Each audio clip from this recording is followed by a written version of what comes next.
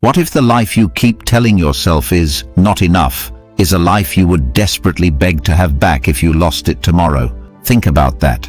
The body you criticize, the home that feels too small, the job you complain about, the ordinary conversations you barely notice, the people you assume will always be there, the freedom you rarely think about, the time you keep wasting because you assume there will be more.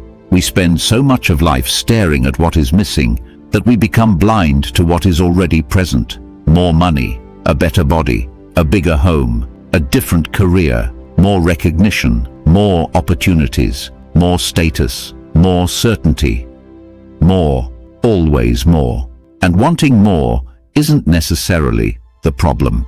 The problem begins when your mind learns to translate "I don't have this yet" into "my life is not enough." Marcus Aurelius reminded himself not to spend his life dreaming about what he did not possess, but to recognize the value of what was already in his hands. And that is what we're going to train today. Not complacency, not lowering your standards, not pretending everything in your life is perfect, something harder. The ability to remain ambitious without becoming incapable of gratitude. Because if you never learn to appreciate what you have, there may be no amount of success that ever makes you feel rich. Welcome to the mental gym. There is a strange thing the mind does when something becomes familiar. It stops noticing it. Think about something you desperately wanted a few years ago. Maybe you wanted your own place, a better job, a relationship, financial independence, a certain amount of money, a stronger body, a new car, a particular opportunity. You imagined having it. You thought, when I finally get there, things will feel different. And maybe they did, for a while. You got the apartment, you got the promotion, you bought the thing, you started the relationship. You reached the number, and for a few days, or a few weeks, you noticed it, you appreciated it. Then something happened. It became normal. The apartment became where you live. The car became how you get to work. The promotion became your job. The new income became your expected income. The relationship became part of the routine, and the mind quietly moved on to the next absence. That's one of the great traps of desire. Not desire itself. Adaptation. You don't only become accustomed to pain, you become accustomed to improvement. The extraordinary becomes ordinary, and then the ordinary becomes invisible. That means you can be standing inside a life your younger self would have celebrated, while feeling frustrated because your current self wants something else. That's worth thinking about. Some of what you call normal today was once a goal. Some of what you barely notice was once something you would have been deeply grateful to receive. And if you're not careful, you'll keep repeating the same pattern. Want, achieve, celebrate, adapt, forget, want something else, again and again, until your whole life becomes a series of accomplishments you stopped appreciating the moment they became yours. The Stoics understood that external things are unstable. They come, they go, they change, and because of that, they refuse to build their peace entirely on possession, not because possessions are evil, but because anything outside your control is a dangerous place to put your entire sense of well-being. You can enjoy what you have, you can care for it, you can build more, but you need the ability to say, "This is valuable while it is here," without demanding that it stay forever. Now think about comparison. Comparison is one of the fastest ways to make abundance feel like poverty. You can wake up satisfied with your life, open your phone, and 5 minutes later, feel behind. Nothing changed. You didn't lose money, you didn't lose your home, you didn't lose your health, you didn't lose your relationships, but you saw somebody else with something you wanted, and suddenly, what you had felt smaller. Someone makes more money, someone travels more, someone has a better body, someone is younger and already successful, someone has the relationship you want, someone has the house, someone has the business, someone has the lifestyle, and without realizing it, you begin measuring the value of your life against the highlight reel of theirs. That's a terrible trade, because there is always someone with more, always. If you make 100,000, someone makes 1 million. If you make 1 million, someone makes 100 million. If you're strong, someone is stronger. If you're attractive, someone is more attractive. If you're successful, someone is more successful. If your peace requires winning every comparison, you have designed a game you cannot win. So the real question isn't, how do I finally become better than everyone I'm comparing myself to? The better question is, why have I given comparison the authority to decide whether my own life has value? Epictetus would bring you back to something simpler. What is yours? Your judgment, your choices, your response, your effort, your character. Other people's possessions, not yours. Other people's timelines, not yours. Other people's opinions, not yours. Their success, not yours. So why spend so much of your mental energy trying to live inside somebody else's life? You have your own work to do, your own character to build, your own time to use. And here's something important. You don't need to pretend you don't want what someone else has. You can see someone successful and think, I'd like to build that too. Good. Use it, learn from it, let it inspire you. But don't let inspiration mutate into self-rejection. There is a difference between that shows me what's possible and that proves I'm not enough. One moves you forward. The other destroys your ability to appreciate anything. And that brings us to gratitude. People often hear the word gratitude and think of something soft, something passive, something sentimental. But gratitude can be one of the most disciplined mental practices you develop, because gratitude requires attention, and attention is constantly under attack. Advertising tells you what you don't own. Social media shows you people who appear to have more. The market is very good at convincing you that peace is one purchase away. Your own ambition keeps pointing toward the future, and if you never interrupt that process, your mind becomes highly trained at finding deficiency. It looks around and asks, what is missing? Then again, what is missing? Then again, what is missing? And after years of practice, you become excellent at being dissatisfied. That's not an exaggeration. Attention is trainable. Whatever you repeatedly look for, you get better at noticing. If you train yourself to look for disrespect, you'll find it everywhere. If you train yourself to look for failure, you'll find evidence. If you train yourself to look for what you lack, the world will always provide another answer. But the reverse is also true. You can train your attention to recognize value, not invent value. Recognize it. Let's do that now.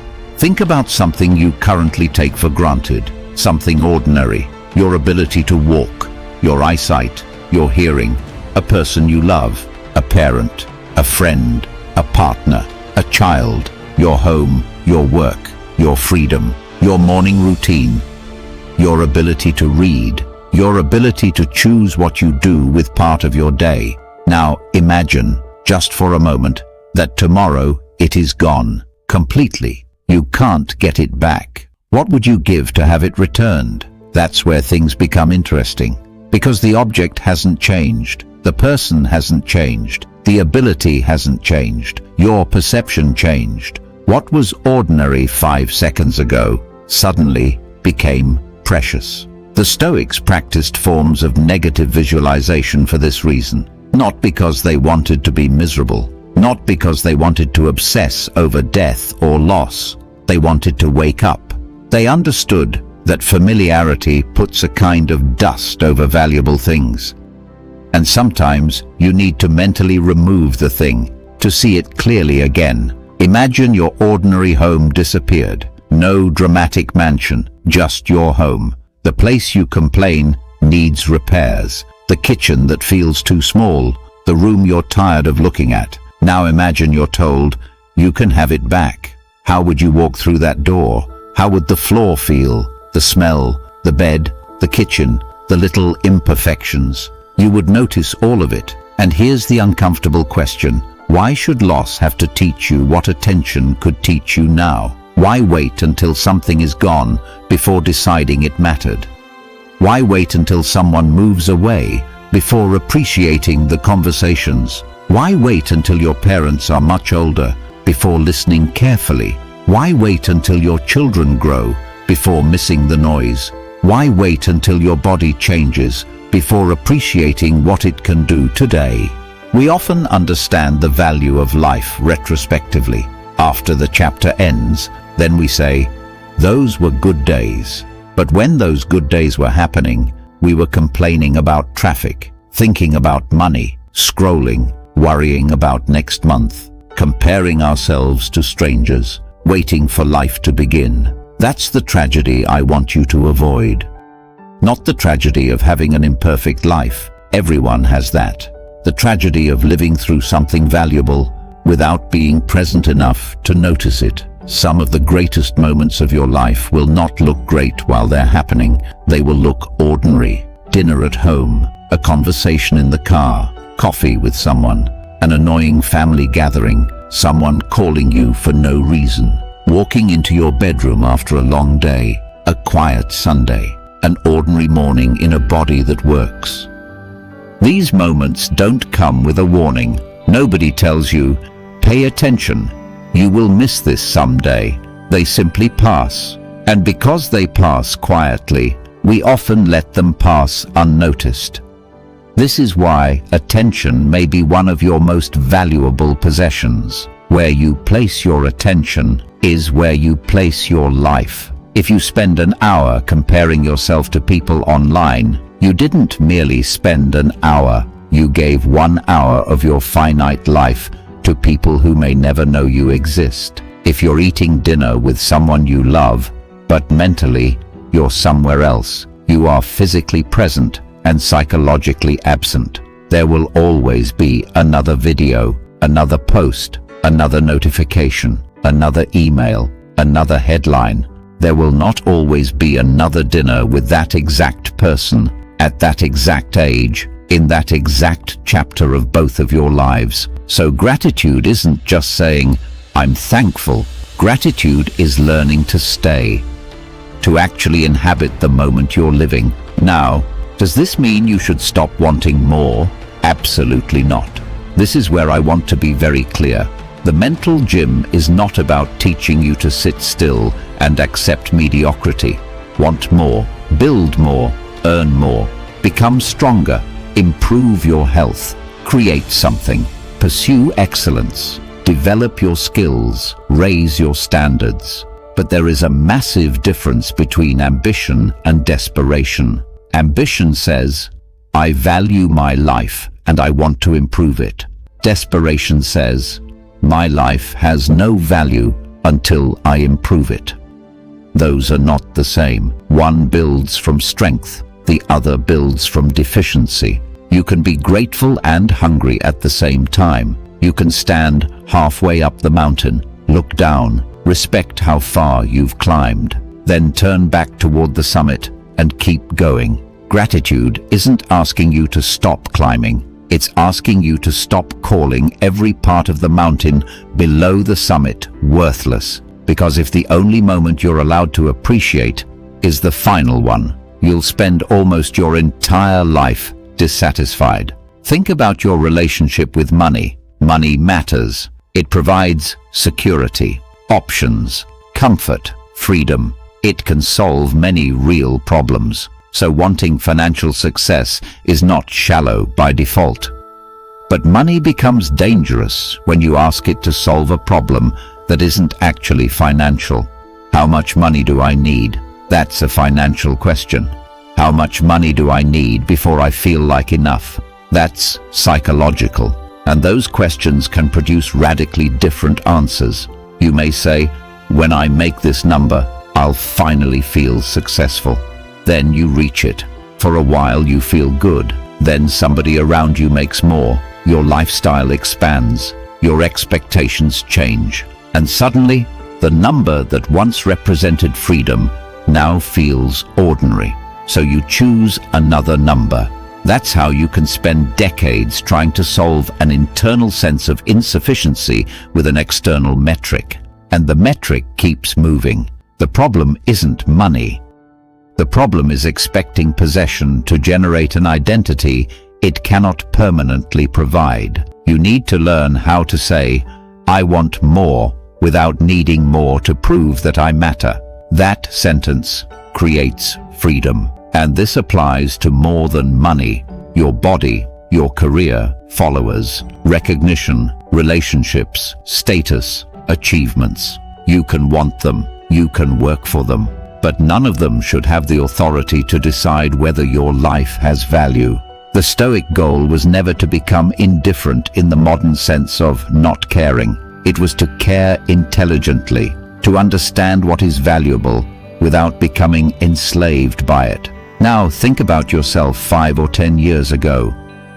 What did that person want? Really think. Maybe they wanted the freedom you currently have. Maybe they wanted a stable income. Maybe they wanted to leave a difficult relationship. Maybe they wanted to be living in the city you're living in. Maybe they wanted their own car. Maybe they wanted more confidence. Maybe they wanted the ability to make their own decisions. Maybe they wanted exactly the ordinary life you're currently bored with. If that earlier version of you could see your life today, what would they notice that you're ignoring? That's a useful question, because sometimes you haven't failed to progress. You've simply adjusted to your progress so completely that you no longer count it. You moved forward, then moved the definition of forward, and now you're criticizing yourself from a position you once dreamed of reaching. Pause there. That doesn't mean you're done. It means you should recognize reality accurately. Gratitude is a form of accuracy. It says, "This is difficult, and this is good. This needs improvement, and this still matters. I haven't reached the goal, and I have made progress."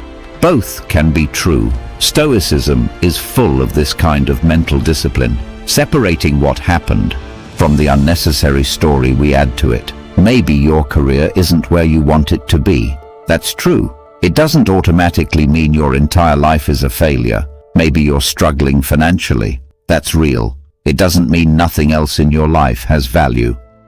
Maybe a relationship ended. That hurts. It doesn't mean you lost every source of love, meaning, or possibility. The mind likes total statements. Everything is wrong. Nothing works. I have nothing. But those statements are rarely accurate. One part of life is hurting, and your mind paints the entire picture with the same color. Gratitude interrupts that, not by denying the pain, by asking, "What remains?" That is a powerful Stoic question. What remains? Something was taken. What remains? Something failed. What remains? Someone left. What remains? My ability to choose, still here. My judgment, still here. My next action, still here. My character, still mine to shape. My time today, still available. Then I am not completely powerless. This isn't positive thinking, it's accurate thinking, and accuracy creates better action. Here's a practical exercise I want you to use tomorrow morning. Before you touch your phone, take 60 seconds, not 10 minutes. 60 seconds. Before the outside world tells you what you're missing, name 3 things you already possess. Be specific. Don't say, "I'm grateful for life." That's too easy. Say, "I'm grateful that my mother is still here and I can call her. I'm grateful that I woke up with the ability to work. I'm grateful that I have food in the kitchen. I'm grateful that my body carried me through yesterday. I'm grateful that I get another chance to fix something today." Specific.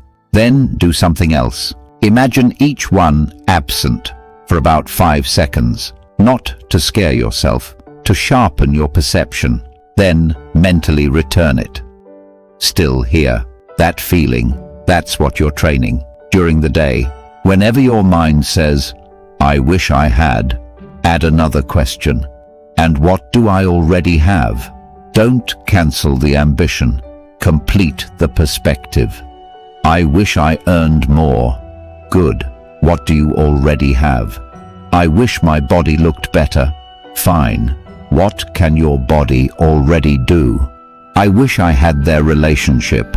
Okay. Who currently loves you that you've been overlooking? I wish I had more opportunities.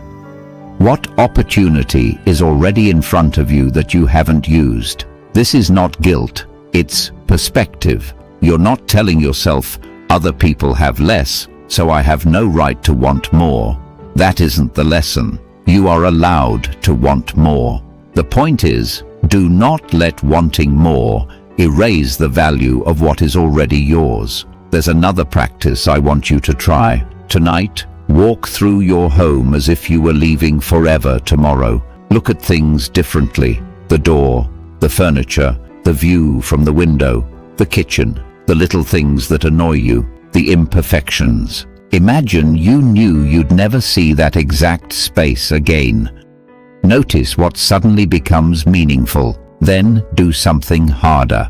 The next time someone close to you speaks, listen as if you understood that this exact version of them is temporary. Because it is, not in a frightening way, in a truthful way. Everyone changes. Parents age, children grow, friends move, relationships evolve, you change. The person sitting across from you today will not be exactly the same person 10 years from now, neither will you.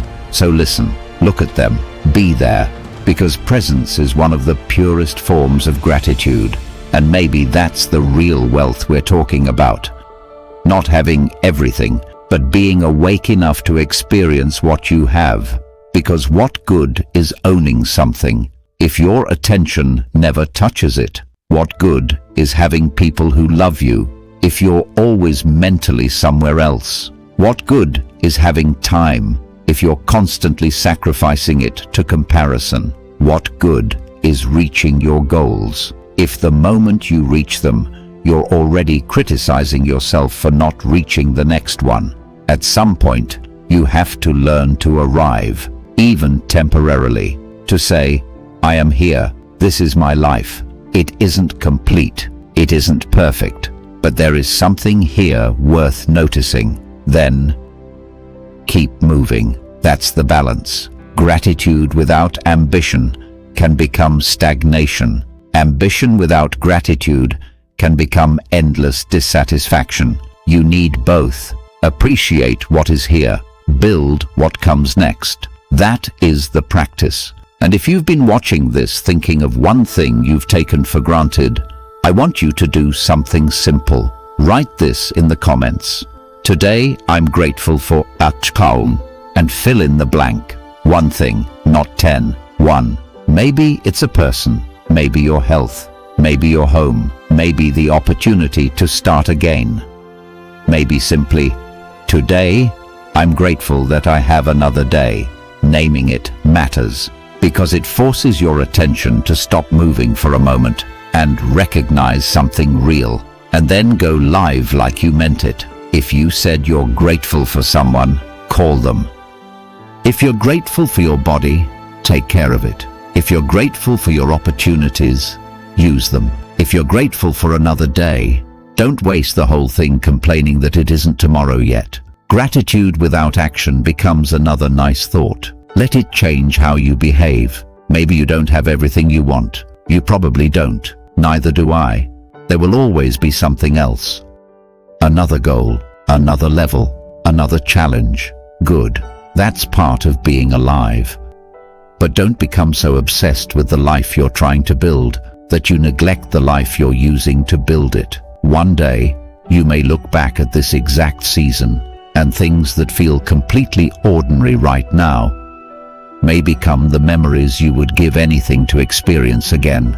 The house, the people, the routine, the body, the conversations, the problems that seemed enormous, the mornings you rushed through, the evenings you barely noticed. Maybe these aren't the days you've been waiting for.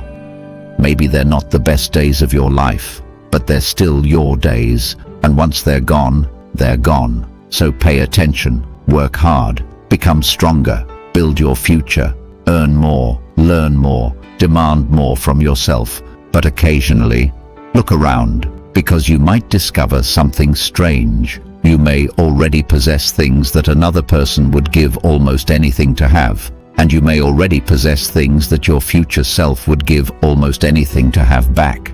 Don't wait until that future arrives to understand their value. You can understand it now.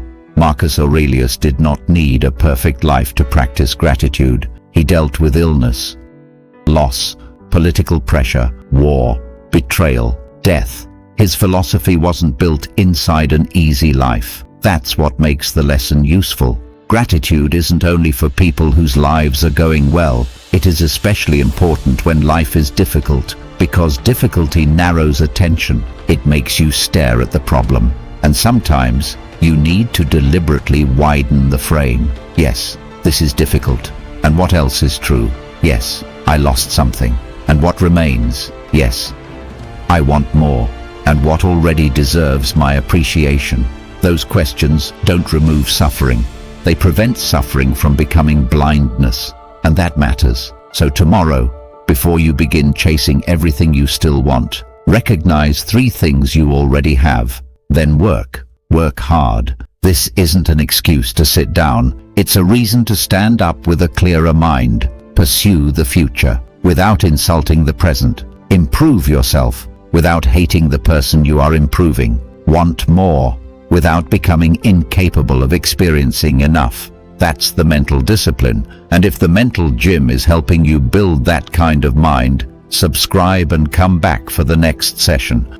Not because another video will magically change your life. It won't. But repeated practice changes the way you think, and the way you think changes the way you act. We're training perspective. We're training discipline. We're training character. We're training the ability to remain awake inside our own lives. Remember this. There will always be something you do not have. If your peace begins only when nothing is missing, your peace will never begin. But abundance does not require owning everything. Sometimes abundance begins when you finally recognize the value of what is already in your hands. So build tomorrow, but don't abandon today. Stay ambitious, but stay awake. Want more, but appreciate what is here.